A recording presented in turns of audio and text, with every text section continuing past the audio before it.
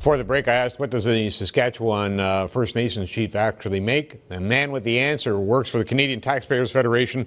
Colin Craig is joining us from Winnipeg. And so, Colin, what's the number? Because I understand there's one chief in particular who's been against C-27 about the transparency, Bill C-27, with transparency amongst the First Nations, and he's taken home a boatload.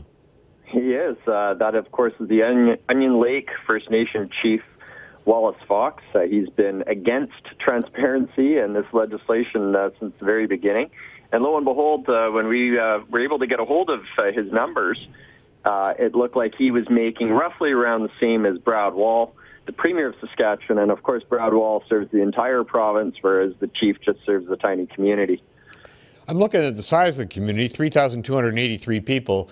It'd be easy enough to just walk around and tell everybody what you're making. Why is this guy so opposed to transparency in the act?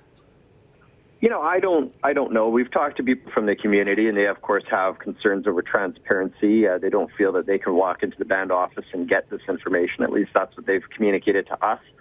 And we've heard that story from many reserves across Canada. We've heard that. And that's why we started to push for this new law back in late 2009. And we mobilized Canadians. We encouraged them, call your member of parliament, tell them we need a new law to require this disclosure. We worked with a lot of people on reserves to say, look, you especially have to speak up because the government needs to hear your voice, and they need to hear that you want this new law for transparency and accountability. And we're glad that the Harper government listened. It's just a good old-fashioned example of good legislation, and we're so glad that it's in place. It's helping the grassroots already hold their leadership accountable. We've seen in one community in BC, the grassroots found out how much the chief and council were making. They were aghast, and then they voted them out of office. So it's we've seen a few examples like that. It's a good piece of legislation. We're glad that nationwide, about 87% of bands are in compliance so far.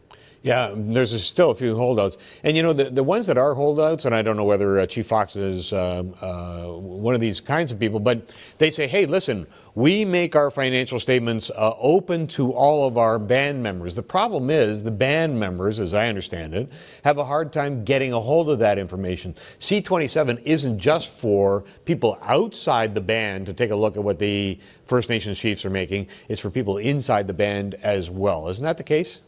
Yeah, it's for everyone. And, you know, in his community, we've heard from whistleblowers that have said that that's not true. The band is not transparent. They've tried to get information, and they've been refused in the past.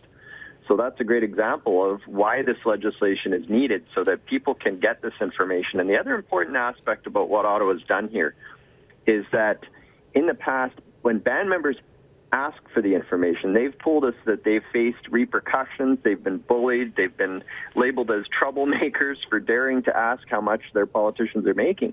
Well, now they can get that information anonymously on the internet. So that's what's really important about the way that this has been brought forward, and we think that's a good measure for band members, especially to be able to get these details without having to worry about repercussions. Yeah, within a small community, like many of them are involved. Colin, what do you say to First Nations groups, and this argument is made several times, hey, listen, what I get paid or what we get paid is between us as a nation and the federal government. It's got nothing to do with everybody else. Well, we, of course, object to that because a lot of, most Aboriginal communities receive tons of money from Ottawa each year, and taxpayers believe that politicians, no matter where they're serving in the country, they should have to disclose their pay. And really, that's what this is about. It's about making sure that Aboriginal politicians are accountable with public funds, just as off-reserve politicians have had to do. And you've got to remember that for years and years and years now, everyone has been able to find out how much the Prime Minister of Canada makes, members of Parliament, provincial premiers, provincial MLAs, local mayors, and so forth. I mean, off-reserve politicians have had to disclose their pay for years. It's hardly outrageous to suggest that Aboriginal politicians should have to do the same. No, but they do say it's a treaty violation, and they're entitled to their privacy. No, I think most people would reject that. And again, I would point to the fact that so many people on reserves wanted this legislation because they want to know how much their politicians are making. They want to be able to hold them accountable. And the other thing that the new law does is it requires the band's financial statements to also be made public, just like federal and provincial governments have to do.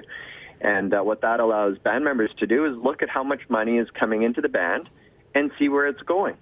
So it's a really good tool that helps the grassroots, especially on reserves, hold their elected officials accountable. Colin, 13%, just by your numbers, are not filing their papers, and they've been given extensions to file their papers and create that transparency. What should happen to them?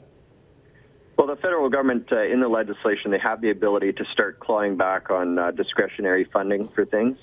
So funding for things like healthcare and education wouldn't be touched, but if the band wants, to keep getting their money to pay for chief and council salaries, and if they're not going to provide transparency, then the federal government can start to cut back on how much money there is for governance and those types of things. So it's very reasonable for the federal government now to be looking at those bands and saying, look, we're going to start cutting back on your funding.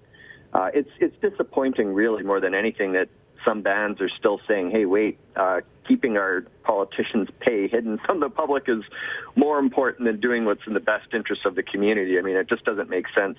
And I would bet in most of these communities where there are holdouts, the grassroots there would say, well, what are you guys talking about? Just disclose your pay, because it's hardly anything but controversial. But yet, ultimately, it seems that politicians are the only people in this country that think that these bands, should be able to hold out.